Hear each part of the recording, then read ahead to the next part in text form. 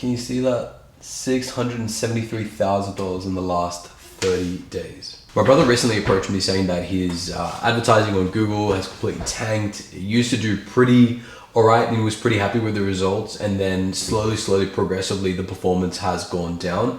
And in this video, I'm going to be breaking down, if you've started from scratch, how to start your Google Ads campaigns, then how to optimize and find the winning combinations to improve your return on ad spend, your ROAS.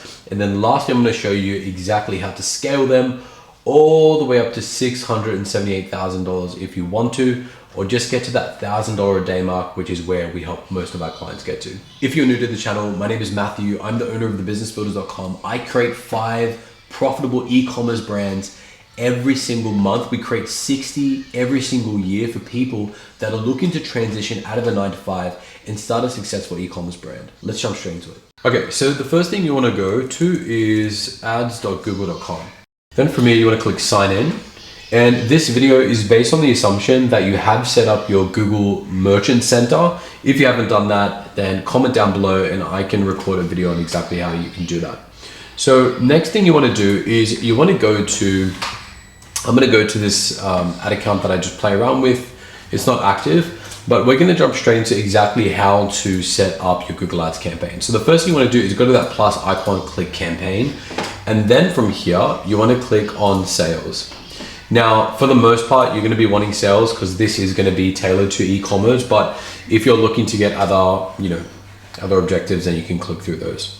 Now, when it comes to selecting a campaign, it's really important to understand the different types of campaigns. So I'll start with shopping. So shopping is basically when you go to Google and you type in like watch and you see these images. This is the Google shopping results. Okay, so that's Google shopping. Demand gen is a combination of YouTube and the Google Display Network, which is not probably going to be useful for you in this video. And then the next one is search. You go to like plumber, sponsored here. Those are all search ads. And then from here, you got video, which is all in YouTube ads. And then you go display, which is a combination of YouTube, Gmail, and the display network, so when you go to like a website like Healthline, so if we go Healthline, and then you're like reading an article, I'm just gonna find a random article so that I can show you. These are display ads. So you see how it says advertisement right there, intermittent fasting opportunities and all that kind of stuff. Those are display ads. Now those display ads actually go into your Gmail, and so whenever you go into your Gmail, you see ads, those are from Demand Gen.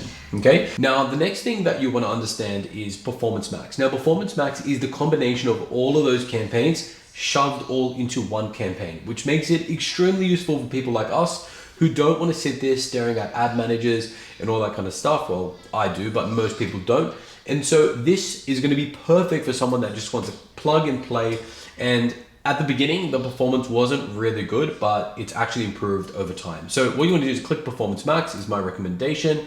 Then you want to make sure you select the right Merchant Center account. Name this. I normally name it Product Target ROAS, which is your target return on ad spend, and then your break-even ROAS. Okay.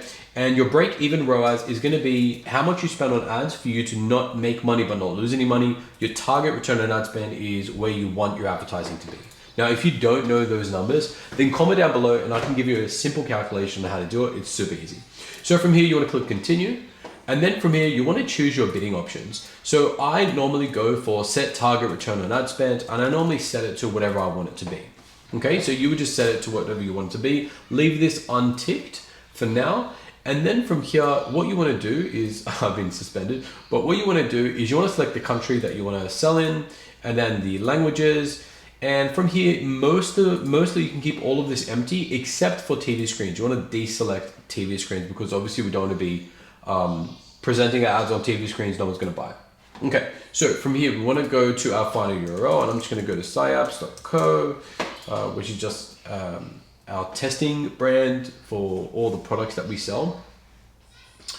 And then I'm going to click generate assets. So AI is going to then just spit out all of our inside our website's data, and then it's going to start building out. So you can see it's actually studied all of my products, and now it's created headlines, descriptions, and it's done majority of the work for me. Now, the only thing it won't do is images and videos. So you want to actually just select the ones that match your product. And if you don't have any, just go and download user-generated content from your customers. That's always going to work best. Okay. So from there, we want to go to Signals. Now, Signals is basically the same as Facebook ad targeting. So it's a really good opportunity. And what I normally do is I normally go to ChatGPT. I then go to give me 50 search themes for a makeup remover. And then from here, it's going to give me a few themes that I can now start taking out. So we're basically just educating Google on exactly the type of products that and the type of people that we want to be targeting, their interest and all that kind of stuff. So I've added a bunch of them, but you can't put that many. So you can just remove and keep the ones that you like. It doesn't really matter. So for the sake of this example, I'm just going to leave that empty. Then from here, what you want to do is you want to go to your data. And if you have any data within Google, you want to add that in there. The more information, the better on your customers. Then the next thing you want to do is detailed demographics. So you can target people around a few things. So what they're in the market for, what life event. So you can actually target people by when they're creating a business, or when they're doing a home reno, or when they're changing jobs, or just getting married, moving, getting a new pet, purchasing a new home. There's so much in-depth targeting, which is really, really cool. And this allows you to get really granular on who you want to speak to. The next thing you want to do is go to Affinity, which Affinity is basically just a bucket audience that Google have basically shoved into a bucket and said, these people might convert. Okay.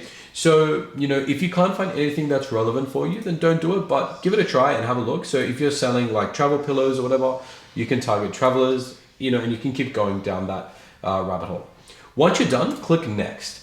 Then from here, what you want to do is you want to select your budget. Now, if you're a big brand and you've got a $50,000 to $100,000 budget per month, you're like, sweet, you can just pop in whatever amount. But for most of my clients and most people that are watching this video, you're probably going to have limited budget. And that's honestly a good thing because it makes you less foolish with your dollars.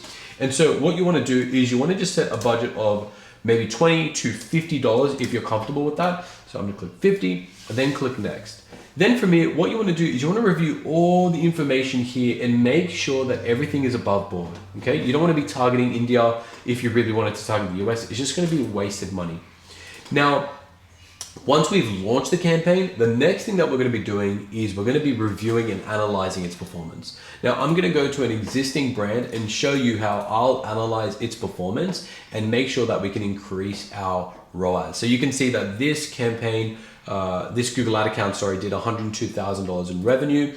And now we're going to go straight in and see where all the money is coming from and where all the money is being wasted. So I'm going to go here and go to products. And then from here, I'm going to go to conversions. So what I'm going to do is I'm going to filter by the highest spend, which is going to give us a mixture of good performers and bad performers. So you can see here, this product, we spent $2,761. And then we generated $14,152, a ROAS of 5.12, which is really good. This product, we spent $986 and we generated $3,996. And so that's a 4x ROAS. And then you've got the $256.46 in spend, and we've generated $2,623. That's a 10x ROAS. Now let's look at this product, $243.92, and we've generated nothing.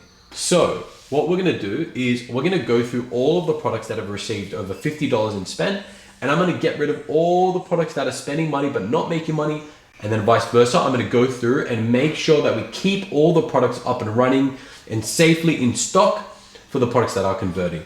I might even go and improve their product pages and give them a little bit more attention. Now, when it comes to scaling is actually very, very simple. Once we've proven that we're getting a positive ROAS, the next thing we want to do is then we want to hop over to the campaign budget, and then we want to slowly bump budgets. Now, Meta Ads is notorious for once you go to bump the budget, it crashes. Now, this is really good because the performance doesn't necessarily crash just like that so dramatically.